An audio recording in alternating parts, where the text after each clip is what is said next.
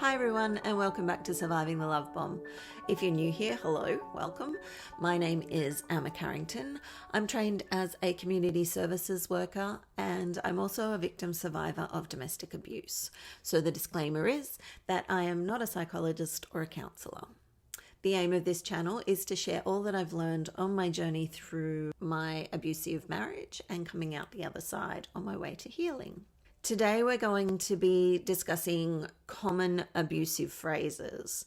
As clear as it may be to outsiders, emotional abuse can be difficult to recognise while it's happening to you, especially in today's culture that romanticizes all-consuming and codependent relationships. When you're living in it, it makes it hard to spot abusive phrases in everyday life. After all, part of the power an abuser holds in this kind of relationship is their ability to make the victim think that the abuse is all in their head or that it's their own fault. Unfortunately, emotional abuse often goes unnoticed or ignored as a result. Victims make excuses for their abusers' behaviour, and abusers believe that they're in fact the victims. It's quite often not until you meet another abuse survivor and you swap war stories and you can pretty much finish each other's sentences from the outset that you realise that what's happening is not okay. It's like your stories run so closely parallel that you could have been dating or married to the same person. When you hear yourself say out loud the things that you've gone through, or hear your friend's account of their abuse and relate to it yourself, and you know that you've put up with something that you would have told them to run from, that's when you recognise the abuse. And you can't help but start to wonder, is there a handbook out there for the abusers that we don't know about? Do they take a class? How is it that they all end up using the same words and tactics? I hate to say it, but I don't have the answer as to why they all have the same script. But I am here to give you a rundown of some of the common phrases that abusers use so that you don't have to wait for the day that you're having a cup of tea with another survivor to recognize the abuse for what it is. So in no particular order, let's get into some common phrases. Get over it. This phrase, or any other phrase implying someone is too sensitive, is an easy way to assert power. Not only does it downplay the abuser's behaviour, it also invalidates the victim's feelings, a common sign of gaslighting. Your problem is. If you've ever been a victim of abuse, you are probably aware of the constant stream of criticism about everything from your looks to your ability to drive. Emotional abusers find ways to create insecurities where there may be none, and they later exploit them for their own gain. This, of course, can take an enormous toll on a victim's self-esteem over time. It's for your own good. Abusive people are controlling by nature, and chances are they'll try to convince you that whatever they're trying to sell you on is for your own good.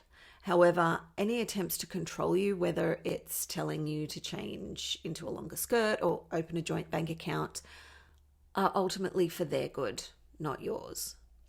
You're not worth it. This phrase does a number of things. First, it literally downplays your worth as a human being. And second, it implies that the abuser nobly suffers through your presence when nobody else will. It could also be used as a threat to leave the victim, which is a common sign of emotional abuse. I love you, but.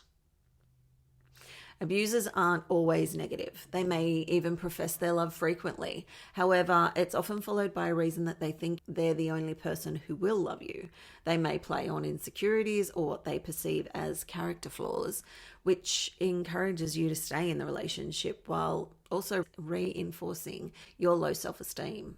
Additionally, it may serve to isolate the victim from friends and loved ones because, obviously, they could never love you. Or else, whether they're threatening to harm you themselves or they just leave it unsaid, this phrase is a threat, pure and simple. If someone uses it against you, it's time to get out of the relationship as fast as possible. Even if the threat is that they'll leave you, it's a threat and it's emotional abuse. Once a relationship involves coercion and emotional abuse designed to control, the abusive behaviour will only escalate. Take measures to remove yourself and keep yourself safe from a situation like this. There are many other phrases that abusers use, and I'll run through a few more quickly now. Things like, you're a dumb bitch. You'd be more attractive if. it didn't hurt that much. Invalidating your pain or feelings is abuse. I'll kill myself if you leave. If you leave me, I'll kill your family. I'm going to kill you. Again, threats of any sort are not okay or normal in a relationship. I love you and it will never happen again. If it happened once, it will likely happen again. It's not rape. You're my wife, girlfriend, partner. We all know that one's not true, don't we? Please say that we all know that one's not true. I don't remember doing that. If this is said over and over again, it's often gaslighting. You're stupid. You're too sensitive. You deserve it. No one will ever want you. I'm sorry, without meaning or change in behavior to follow. You're cheating on me. You're a whore. No one is going to believe you. You're crazy. Why do you make me hurt you? Abuse is never the victim's fault, no matter what. You do not cause a person to choose to abuse you. Remember that, please. You are ugly, fat, etc. Belittling and degrading you is a control tactic and a way to retain power. Abusers use these phrases to keep their victims in a state of fear and to transfer blame because they will not accept blame for their own behaviour. They use these phrases to manipulate their victims. Abusers are insecure individuals, despite outward appearances, and unable to have a relationship unless they are in complete control. Abusers use threats to cultivate fear and anxiety and despair in their victim.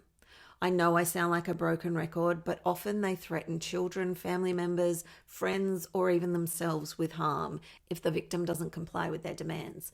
Please know that none of that is acceptable in a relationship, and if it is directed at you, you didn't cause it and you cannot fix it. Knowing your worth can help you stand strong against these commonly used emotionally abusive phrases and tactics. Love yourself first so that you don't settle for less from someone else.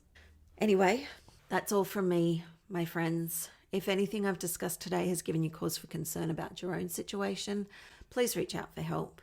As always, if there's any way I can be of assistance in finding local resources for you, please don't hesitate to contact me. My email is in the description box below. Or come over and join our private support group, Surviving the Love Bomb, on Facebook. If you're finding this content valuable, please don't forget to like and subscribe. It really helps us out. And that will also mean that you don't miss any future videos because I upload every Tuesday. I've also started a true crime podcast and YouTube channel, Trapped by Love. So if you are interested in true crime, come over and check it out. I upload on a Friday to anywhere that you listen to podcasts and also to YouTube. There will be a link in the description box below for that also. So until next time, please take care of yourselves and be kind to one another.